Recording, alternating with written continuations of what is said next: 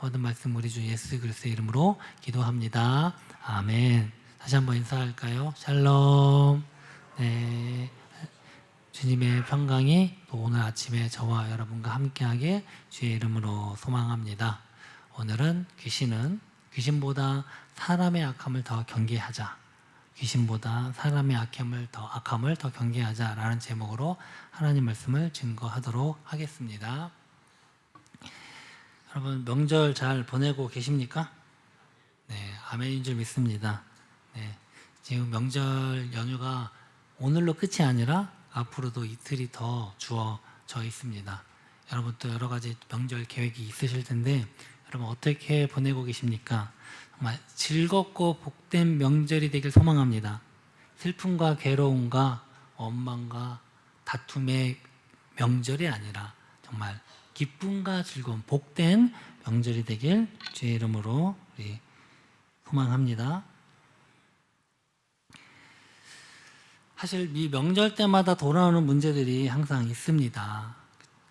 여러 가지 문제들이 있겠지만 이제 믿는 사람과 안 믿는 사람이 함께 모이는 그런 시기이다 보니까 가장 먼저 생기는 문제들은 바로 이 제사 문제입니다. 사실 믿음의 가정에서 태어나 믿는 자들과 함께 또 믿는 자들의 함께 모이는 가정이라면 그거보다 더 복된 일은 없을 것입니다. 그러나 그렇지 않은 분들은 또 여러 가지 항상 이 명절 때문에 여러 가지 고민들, 또 특별히 이 제사 문제가 큰 어려움을 줄 줄 압니다. 그래서 오늘은 이 제사에 대해서 한번 함께 말씀을 나누고자 합니다. 오늘날 대부분의 제사를 드리는 집도 있고 많이 이제 안 드리는 집도 있다고 합니다. 믿고 안 믿고를 떠나서 그런다고 하는데 그래도 대부분의 이 제사를 드릴 때 진짜 죽은 영혼이 돌아온다거나 귀신이 복준다고 믿는 사람은 별로 없다고 합니다.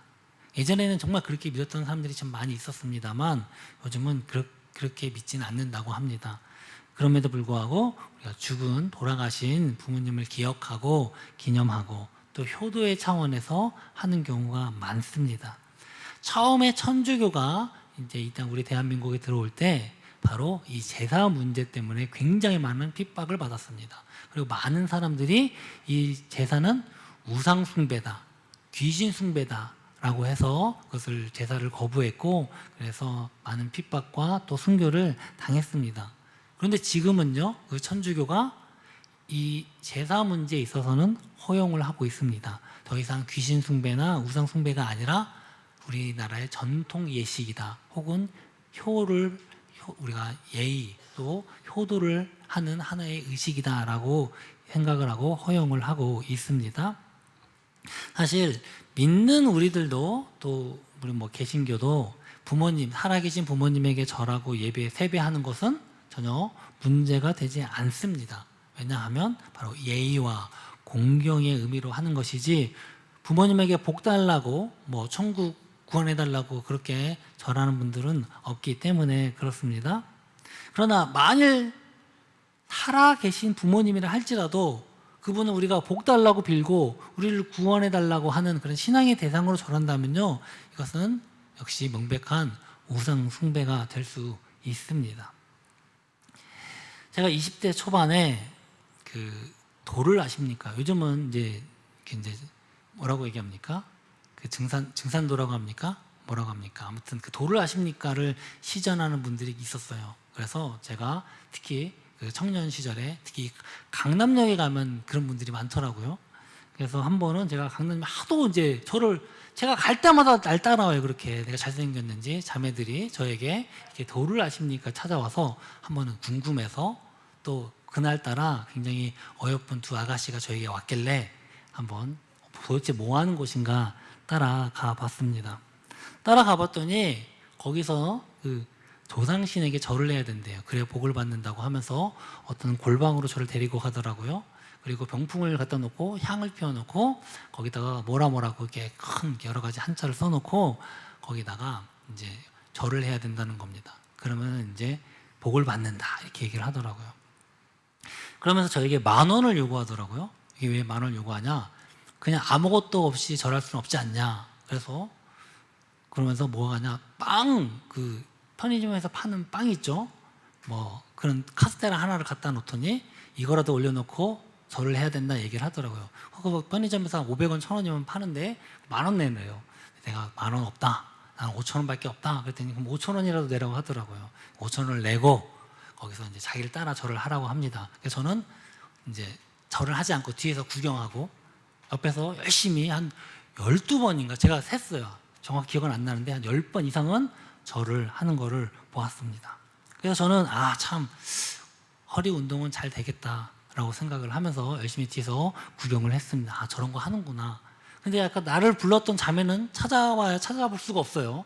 도대체 어디 갔는지. 그래서 제가 거기서 보면서 느낀 건 무엇이냐.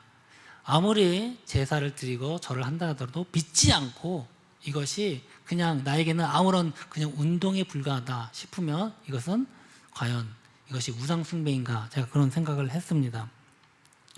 사랑하는 성도 여러분, 우리가 드리는 이 제사, 우리가 드리는 이 모든 어떤 절하는 것에 대한 것들이 참 많은 이야기들이 있습니다. 이것이 효의 관점이라면 제사를 우리가 드려도 되는 것인가, 괜찮은 것인가, 이것에도 의견이 많습니다. 그래서 오늘은 말씀을 통해서 한번 그 부분을 살펴보고자 합니다.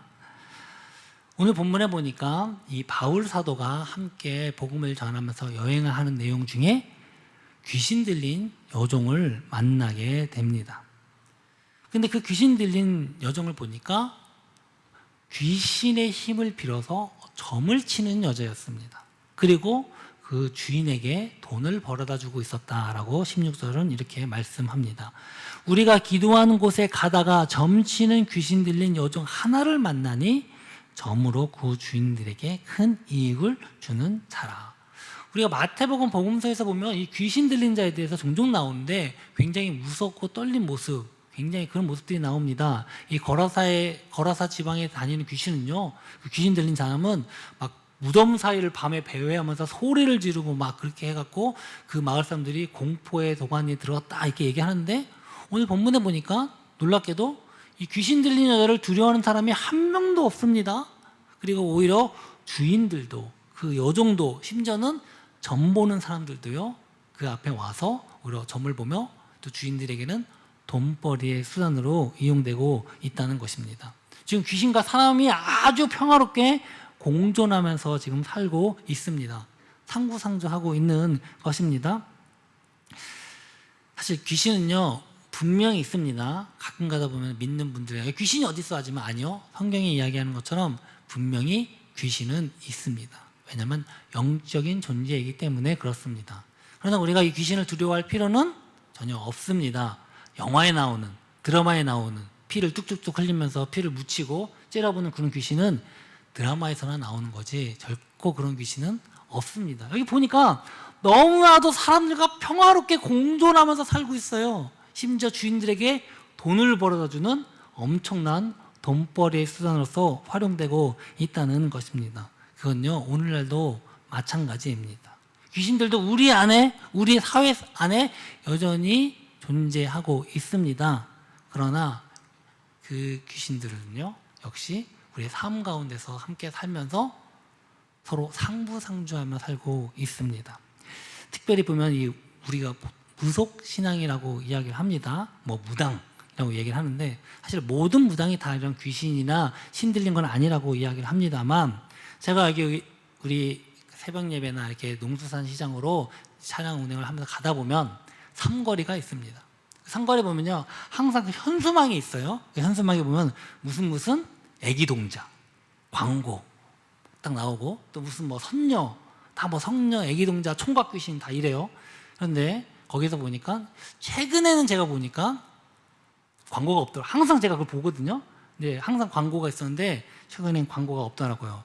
요즘은 무당도 경기를 탄다, 그런 생각을 합니다. 사실은요, 요즘 뭐 점 보는 사람이 없어서 그게 없을지도 모르겠지만 무당도 먹고 살기 위해 하는 거 아닙니까? 그들의 어떤 자신이 뭐 섬기는 그 귀신을 뭐 전하기 위해서 하는 거 아닙니다. 먹고 살기 위해서 하는 것입니다. 결국은요, 귀신도 사람도 먹고 살기 위해서 서로 상부상조하면서 산다는 것입니다.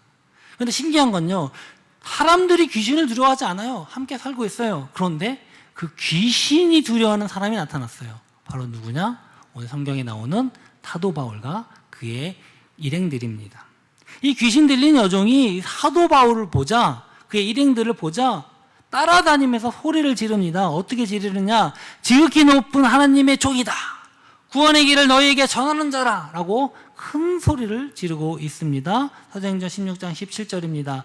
그가 바울과 우리를 따라와 소리 질러 이르되 이 사람들은 지극히 높은 하나님의 종으로서 구원의 길을 너희에게 전하는 자라 하면, 이렇게 지금 이 전보는 여자가 소리를 치고 있는 것입니다. 자, 이 귀신 들린 여자가 하는 말이 맞습니까? 틀립니까? 맞아요. 분명히 진리를 말하고 있습니다. 그럼 많은 사람들이 와서 이 사도 바울 앞에서 경배합니까? 그거는 아닌 것 같습니다. 우리가 여기서 잘 분별해야 되는 것은 귀신도 분명히 진리를 말할 수 있다는 것입니다. 그거 참 용하다. 물론 대부분의 무당들은요 심리적인 거예요. 그냥 얘기를 하는 겁니다. 딱 보자 얼굴 보고서 둘 중에 하나래요. 남편 사업 아니면 자녀 대학 문제. 거의 7, 80%는 이것만 얘기하면 다 맞는다고 합니다. 찍어보는 거죠. 그러나 진짜 귀신 때문에 귀신이 역사하는 경우도 분명히 있습니다. 그럼 우리가 그거 놀랄 필요는 전혀 없습니다.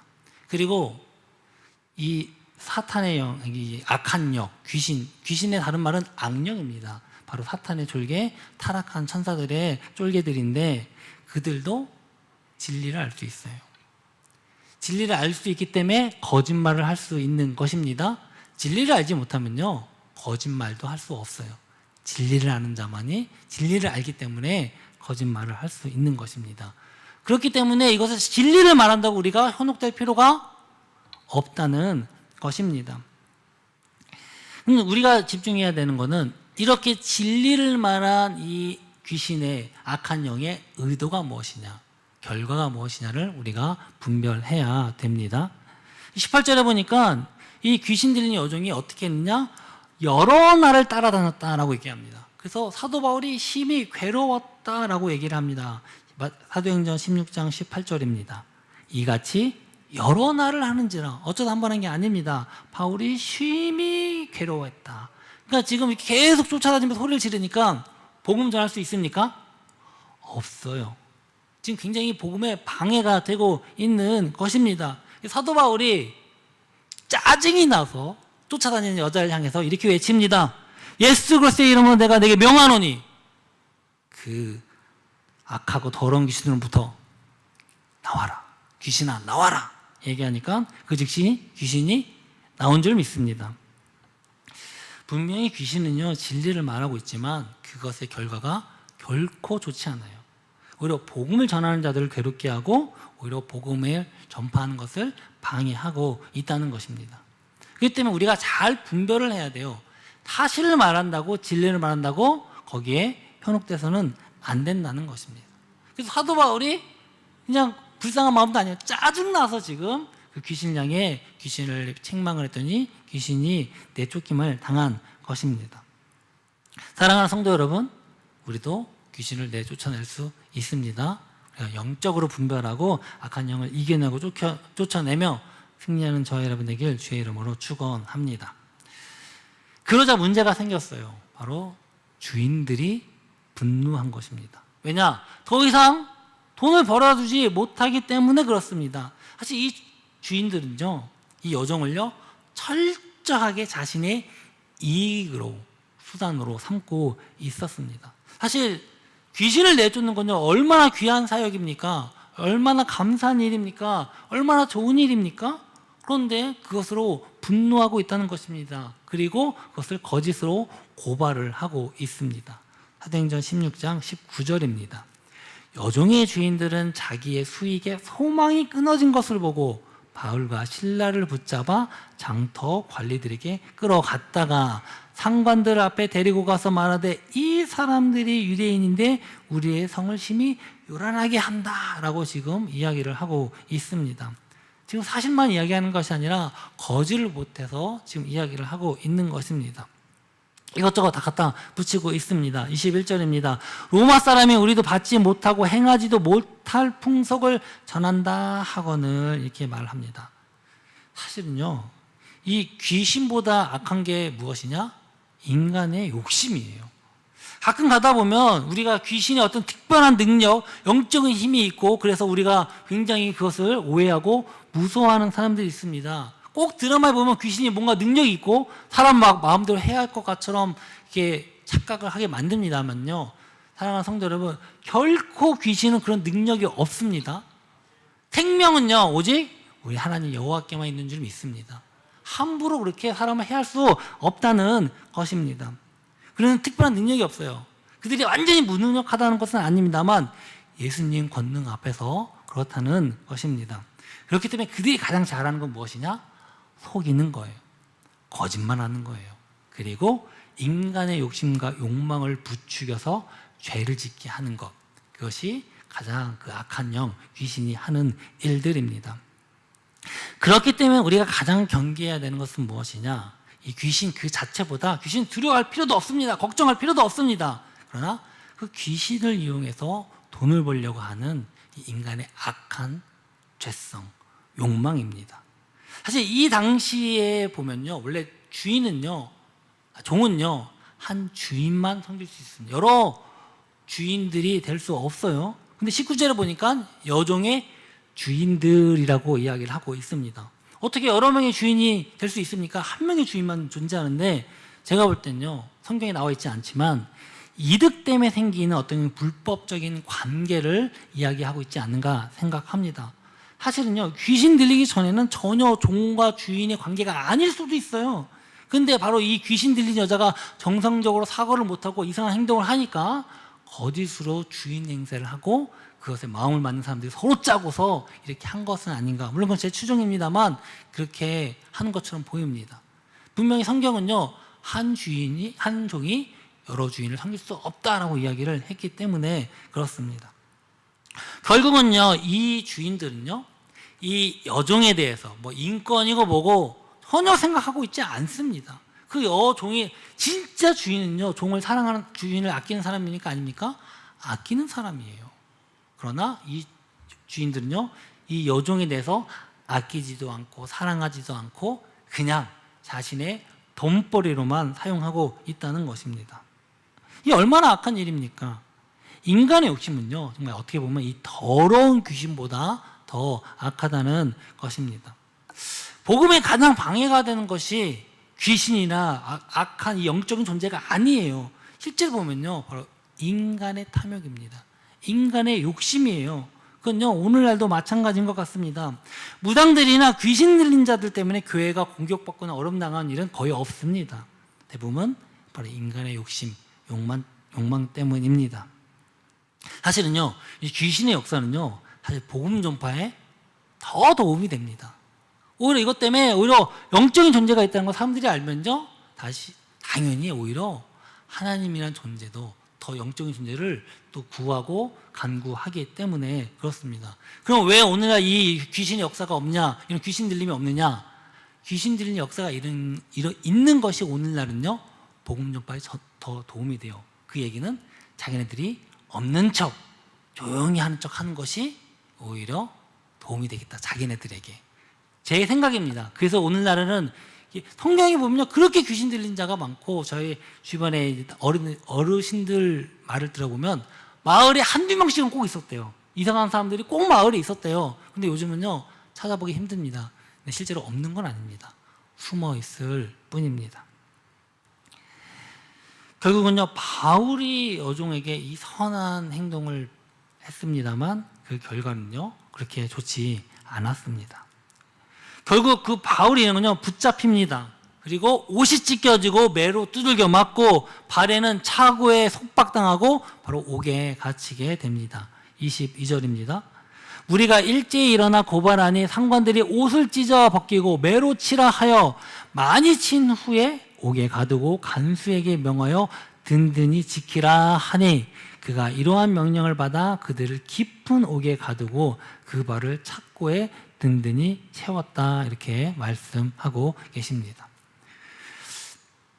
제가 이 말씀을 읽으면서 느낀 건 이 사도 바울과 의 일행들이 이렇게 옥에 갇히고 두들겨 맞은 것을 과연 그 전보는 여종 안에 있는 귀신은 몰랐을까요? 이렇게 될 거라는 걸 저는 알지 않았을까 이렇게 생각합니다. 결국 이 모든 것이 이 귀신의 사탄의 계략이지 않았을까. 결국 이렇게 함으로 말미암아 복음을 방해하고 또 믿는 자들을 핍박하게 하는 것입니다. 아마 사도 바울이 귀신을 내어 쫓을 때 속으로 오히려 옳다구나 회개를 불렀을지도 모릅니다. 함정에 걸렸구나. 너무 딱 갈렸어. 사랑하는 성도 여러분, 절대로 이 악한 영을 그렇게 만만하게 봐서는 안 됩니다. 분명히 권능은요, 하나님 예수님께서 우리에게 주셨기 때문에 우리 발 아래에 있습니다. 그렇기 때문에 우리가 얼마든지 믿음으로 이겨낼 수 있습니다. 그러나 악한 영은요, 세상과 결탁해요. 서로 도와가며 상부상조하면서 복음 전파하고 믿는 자와 교회를 이렇게 핍박할 수 있다는 것입니다. 자신의 능력으로 할 수 없으니까 사람을 이용하는 것입니다. 믿지 않는 자들, 욕심과 욕망으로 가득한 자들을 부추기고 믿는 자들을 핍박하고 받게 하는 것입니다. 그래서 이게 진짜 영적인 전쟁입니다. 여러분, 우리가 드라마 보면 뭐 엑소시스트 이래가지고 뭐 귀신 내쫓아내고 막 이상한 뭐 성수 뿌리고 이런 거 필요 없습니다. 안 해도 돼요. 귀신 그런 거 무서워하지 않습니다. 그건 영화에서나 하는 것입니다. 결코 그런 것에 현혹되지 않기를 주의 이름으로 소망합니다. 우리가 선한 일을 한다고, 복음을 전한다고, 주의 일을 한다고 항상 좋은 결과만 있거나 만사 형통하는 것이 아닌 것, 또 억울하고 괴롭고 고통과 고난이 올 수 있는 그런 일들이 있습니다. 바로 이러한 핍박과 시련을 통해서 바로 복음을 전하는 것을 방해하는 것이 바로 사탄이 또 악한 영이 하는 일들입니다. 만일 바울이 나는 너무나 좋은 일을 했는데, 이렇게 우리에게 선한 의도로 했는데 우리가 도와줬는데 어떻게 이런 고난과 고통이 오냐, 이게 뭡니까? 라고 하나님께 원망했다면 그거야말로 이 악한 영이, 귀신이 가장 좋아하고 기뻐하는 일일 것입니다. 에베소서 6장 12절입니다. 우리의 씨름은 혈과 육을 상대하는 것이 아니요 통치자들과 권세들과 이 어둠의 세상의 주관자들과 하늘에 있는 악의 영들을 상대함이라. 분명 우리가 보기에는 사람을 상대하는 것 같아요.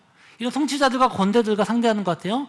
그러나 궁극적으로는요, 바로 그 위에 있는 이 악한 영이 그 배후에 있다는 것입니다. 그래서 우리가 항상 싸울 때는 영적 전쟁이 어떤 영적 전쟁인지를 알아야 됩니다. 우리의 모든 건요, 영적인 싸움인 것입니다. 결국 바울이 또 함께 바울과 실라, 또 바울과 실라만 있는 것은 아니고 이 사도행전을 적었던 누가도 함께 동행을 하고 있었습니다. 그들이 자신들이 두들겨 맞은 것을 억울해하고 원망하고 분통했다면, 그러나 그들은 그렇게 하지 않았습니다. 어떻게 했습니까? 하나님께 기도하고 찬송했습니다. 25절입니다. 한밤중에 바울과 실라가 기도하고 하나님을 찬송하며 죄수들이 듣더라. 아멘. 할렐루야. 바울과 실라가 분노와 원망과 한탄과 탄식과 기도로 탄식하는 것보다 기도하고 감사함으로 찬양할 때 이미 승리한 줄 믿습니다. 믿는 자는요, 칼로 대적하는 것이 아니고 힘으로 대적하기보다는 하나님께 기도하고 찬송함으로 하나님의 역사하시며 하나님이 우리를 이기게 하십니다. 예수님께서는 세상의 통치자들과 권세자들을 힘과 무력이 아닌 십자가로 이겼다, 이렇게 말씀하십니다. 골로새서 2장 15절입니다. 통치자들과 권세들을 무력화하여 드러내어 구경거리로 삼으시고 십자가로 그들을 이기셨느니라. 아멘. 바로 십자가의 고난과 희생으로, 헌신으로, 죽음으로 우리 예수님을 죽이려 했던 통치자들과 권세들을 무력하고 이기셨다고 말씀하고 계십니다. 자, 우리 다시 한번 우리 제사 문제를 다시 한번 돌이켜 볼까요?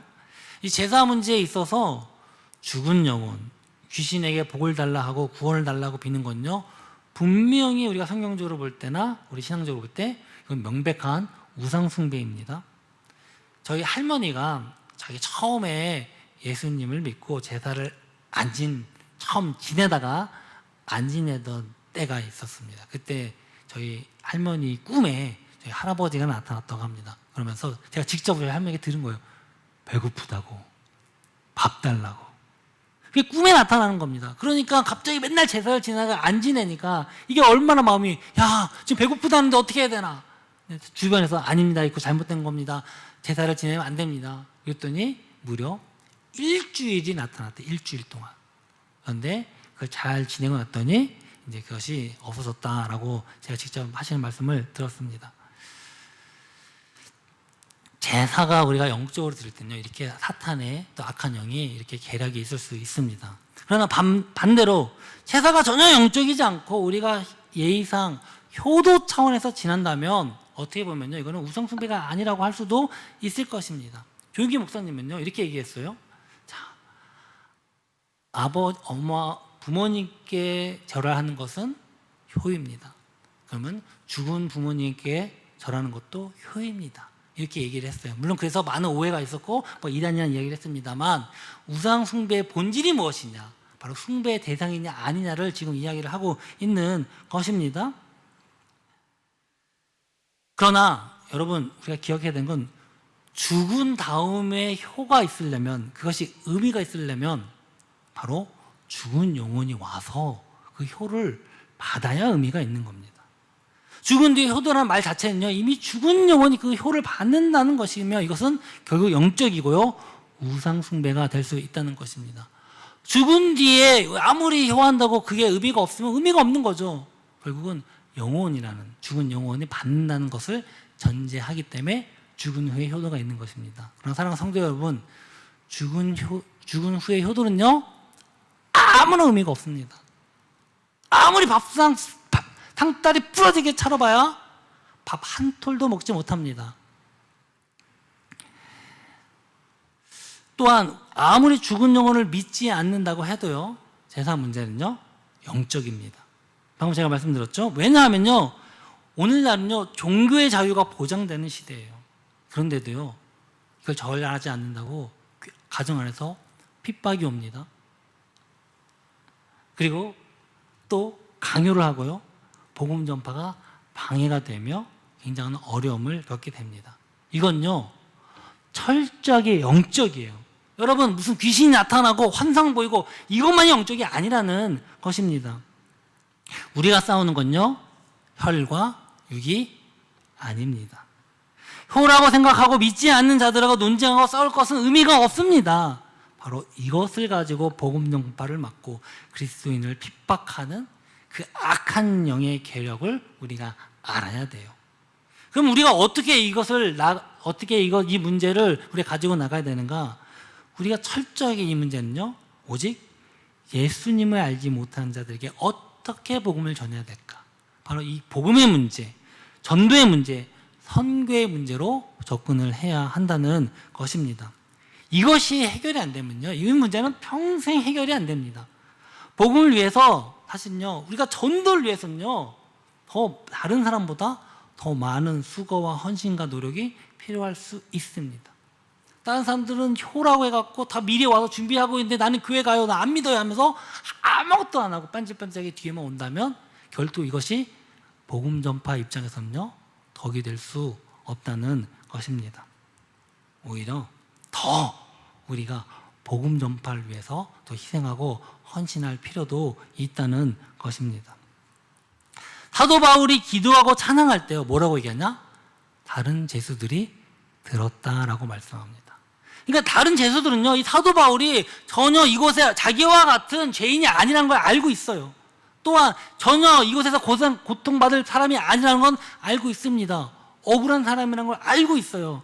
그럼 여기 와서 나는 억울해, 내가 이런 고통을 당해야 돼, 이렇게 원망하거나 불평하지 않았다는 겁니다. 오히려 감사와 찬양을, 또 기도를 했다는 것입니다. 그걸 누가 들었습니까? 다른 죄수들이 들었더라라고 합니다. 바로 다른 죄수들이 이것의 모든 증인이 된 것입니다. 바로 여기서 놀라운 하나님의 기적의 역사가 일어난 줄 믿습니다. 사도행전 16장 26절입니다. 이에 갑자기 큰 지진이 나서 모터가 움직이고 문이 곧 다 열리며 모든 사람의 매인 것이 다 벗어진지라. 아멘. 사랑하는 성도 여러분, 기적 때문이 아니라 이미 바울과 실라가 기도와 찬양을 하고 그 소리를 다른 제자들이 들었을 때 이미 그들은 영적으로 승리한 줄 믿습니다. 사랑하는 성도 여러분, 성경은요 우리에게 분명히 다음과 같이 권고를 합니다. 고린도전서 10장 31절입니다. 그런즉 너희가 먹든지 마시든지 무엇을 하든지 하나님의 영광을 위하여 하라. 믿는 자에게는요, 구원받는 자에게는요 자유가 주어졌습니다. 우리가 무엇을 하든지 하나님의 영광을 위해서 할 때니 그 모든 것이 다 자유라는 것입니다. 이방인이어서 하나님 알지 못하는 이방인 나아만 장군은요, 그가 나병에 걸렸는데 그 나병을 고치기 위해 하나님을 믿는 엘리사 선지자에게 옵니다. 그리고 그의 말대로 했을 때 그 나병이 깨끗하게 고침을 받았습니다. 그래서 그가 나는 이제부터 오로지 여호와 하나님에만 희생 제사를 드리고 다른 신에게는 드리지 않겠나이다라고 고백을 하고 선포를 합니다. 그런데 그가 또 이런 요청을 하나 더 합니다. 오직 한 가지 일이 있으니 여호와께서 당신의 종을 용서하시기를 원하나이다. 곧 내 주인께서 림몬의 신당에 들어가서 거기서 경배하며 그가 내 손을 의지하심에 내가 림몬의 신당에서 몸을 굽히오니 내가 림몬의 신당에서 몸을 굽힐 때에 여호와께서 이 일에 대하여 당신의 종을 용서하시기를 원하나이다 하니. 진심이 아닌 국가의식으로서 왕과 함께 옆에 있을 때 어쩔 수 없이 자기가 몸을 굽히지만 이것은 믿는 것이 아니다 라고 이해해달라고 얘기합니다. 이때 이 엘리사의 대답은 무엇일까요?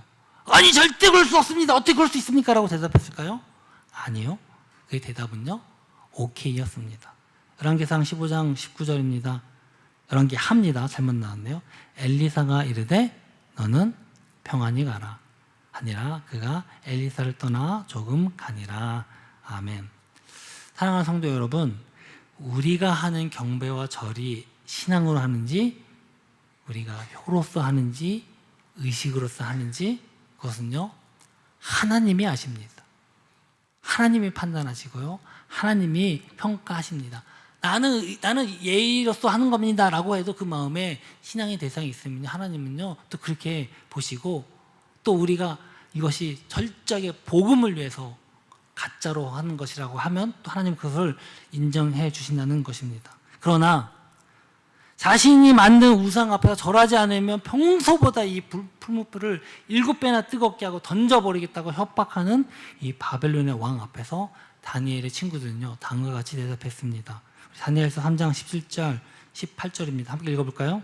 왕이여, 우리가 섬기는 하나님이 계시다면 우리를 맹렬히 타는 풀무불 가운데서 능히 건져내시겠고 왕의 손에서도 건져내시리이다. 그렇게 하지 아니하실지라도 왕이여, 우리가 왕의 신들을 섬기지 아니하고 왕이 세우신 금 신상에게 절하지도 아니할 줄을 아옵소서. 아멘. 하나님께서 이들도 역시 놀라운 능력으로 구원하신 줄 믿습니다. 사랑하는 성도 여러분, 하나님은요 여러 번의 믿음대로 그 믿음대로 응답하시고 역사하시는 분이십니다. 사랑하는 성도 여러분, 우리는 결코 우리의 믿음의 행위나 결단이 아닌 이미 은혜로 그 구원을 선물 받았습니다. 저는 이 남은 명절의 휴가가 이 여러분에게 시험과 고난과 고통보다는 믿음으로 승리하면서 구원의 역사가 일어나는 복된 날이 되길 주의 이름으로 소망합니다. 정말 이 명절이 정말 우리 집은 전혀 이런 문제가 없습니다. 할렐루야입니다. 그건 정말 하나님이 주신 큰 복입니다. 그러나 아직도 많은 사람들이 이 문제 때문에 어려움을 겪고 또 고통과 고난과 고민이 있는 우리 믿음의 자녀들도 많이 있습니다. 정말 저는 그 모든 하나님의 자녀들이 정말 이 명절이 기쁜 명절이 되기 원합니다. 이왕이면 믿음의 모든 가족들이 함께 모여서 하나님께 예배하고 경배하며 하나님을 찬양하는 정말 기쁜 날이 되기를 주의 이름으로 소망합니다. 진짜 진짜 효가 뭡니까?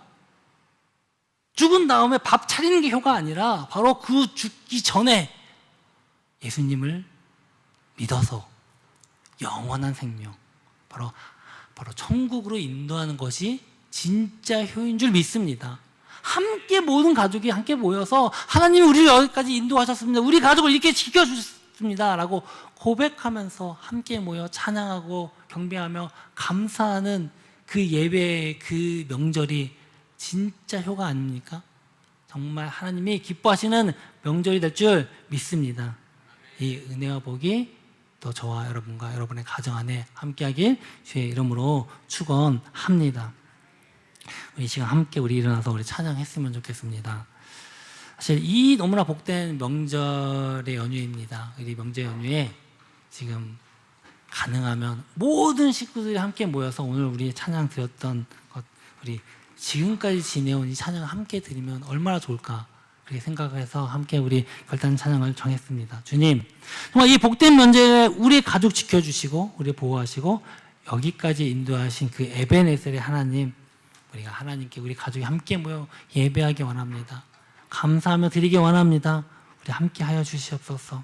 그리고 우리 가족 중에 아직도 주님을 알지 못하는 자들이 있다면 하나님을 알게 하시고 하나님께 그 구원의 기쁨을 함께 누림으로 이 명절이 그 복된 날이 될 수 있도록 주님 함께 하여 주시옵소서. 이렇게 고백하면서 우리 찬송가 301장 지금까지 지내온 것 찬양하면서 우리 함께 나아가겠습니다.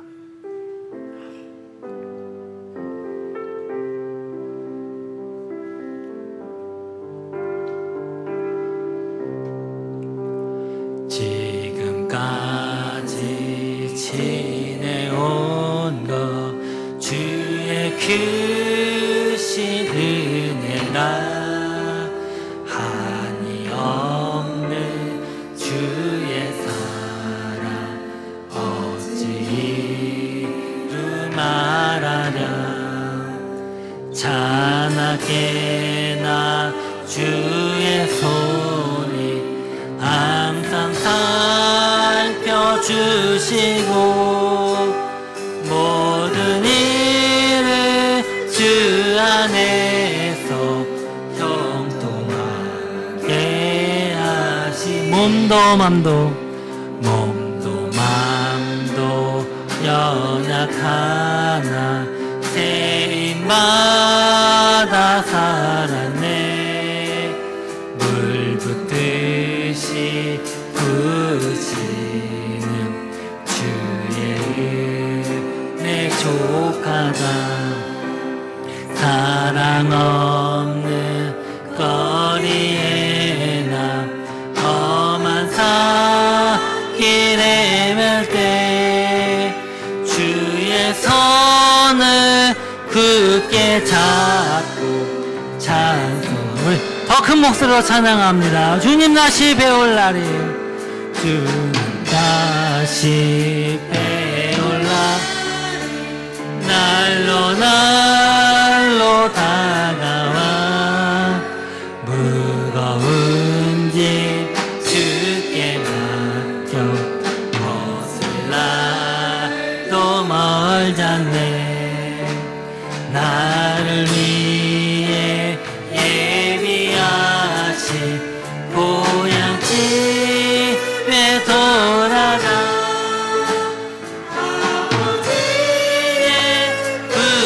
안에서 영원토록 살 나를 위해 예비하신 나를 위해 예비하신 고향집에 돌아가 아버지의 품 안에서 영원토록 살리 자나깨나 주의 손이 항상 살펴주시고 모든 일을 주 안에서 형통하게 하시네.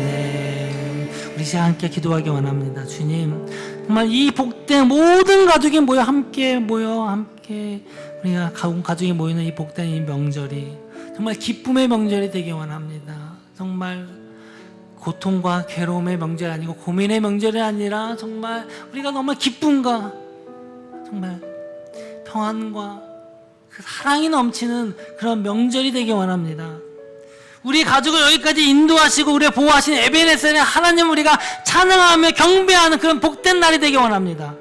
주님 우리를 붙잡아 주시고 우리 가족을 여기까지 인도하심에 감사를 드립니다.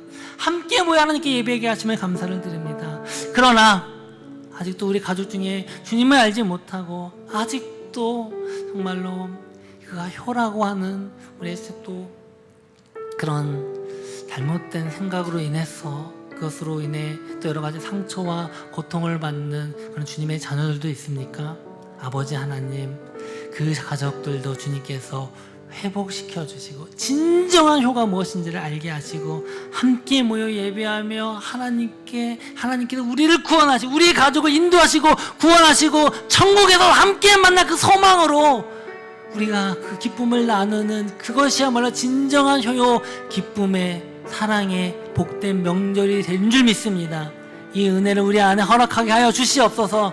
주님 감사합니다. 오늘도 우리를 인도하여 주시옵소서. 우리가 기도한 이 모든 기도를 하나님이 응답하여 주시옵소서. 이렇게 우리가 주님 앞에 간절히 부르짖으면서 기도하며 나아가겠습니다. 주여 할렐루야. 고맙신 아버지 하나님 감사합니다. 이 복된 명절 우리를 지켜주시고 우리를 보호하시고 우리를 인도하신 에베네셀 하나님 우리와 함께하여 주시옵소서. 우리 가족을 인도하여 주시고 오늘도 온 가족이 함께 모여서 하나님을 예배하는 이 복된 이 날이 우리에게 차고 넘치게 하여 주시옵소서. 아버지 하나님 우리를 인도하신 그 하나님의 은혜를 감사합니다. 하지만 아버지 하나님 알지 못하는 주님의 자녀들이 있습니까? 하나님을 알지 못하는 그 가족들 때문에 상처받고 고통받는 주님의 자녀들이 있다면 아버지 그들에게도 힘과 능력을 더하여 주시고 정말 그들에게 복음의 사명을 전하게 하시고 정말 참된 복음을 전하게 함으로 말미암아 진정한 효과할 수 있도록 도와주시옵소서. 온 가족이 모여 정말 하나님께서 주신 이 구원의 기쁨을 나누며 하나님께 예배하는 것이 진짜 구원의 복이요 진짜 복임을 알게 하여 주시옵소서. 우리가 온 가족이 모여 함께 기도합니다. 함께 하시고 주의 은혜를 더하여 주시옵소서. 주 앞에 기도합니다. 우리의 가족을 지켜주신 하나님께 감사하며 이렇게 나오기 원하니 주님께서 우리를 인도하여 주시옵소서. 주님 감사합니다. 정말 너무나도 기쁘고 복된 이 명절의 이 주일의 아침에 우리가 하나님께 예배하며 모든 가족이 함께 모여 하나님을 찬양하고 하나님께서 우리에게 주신 그 복과 또 우리에게 구원해 주신 그 은혜를 함께 모여 감사하는 이 기쁨을 우리가 누리기 원합니다. 그러나 아직도 우리 가족 중에는 주님을 알지 못하는 자들이 있습니다. 그들에게도 이 구원의 복을, 이 구원의 기쁨을 누리게 하시고 정말 진짜 효가 무엇인지 정말 함께 모여서 하나님을 찬양하면 또한 우리가 죽은 후에도 그것이 죽음의 끝이 아니라 영원한 생명으로 함께 모여서 그때 함께 모든 가족이 모여서 하나님께 예배하며 찬양하며 경배하는 그 기쁨 가운데 우리가 누리게 하여 주시옵소서. 이것이 진짜 효임을 우리가 알게 하여 주시옵소서. 주님 감사합니다. 오늘 우리의 가족을 지켜주시고 여기까지 인도하신 그 하나님의 은혜를 감사하며 나아갑니다. 이 기쁜 명절이 정말 하나님께 예배함으로 더욱더 기쁨과 감사와 찬양이 넘치는 예배가 되게 하여 주시옵소서. 지금 우리가 알지 못한 모든 것 주님 아시죠?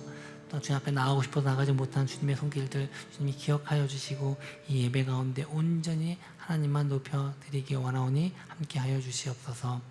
주님께서 주신 은혜가 감사하여 이 시간 주의 예물을 드립니다. 11조 감사헌금, 성경헌금, 구제헌금 그의 모든 기타 드려진 예물 주님 아십니다. 우리의 마음을 보시고 기뻐 받아주시옵소서.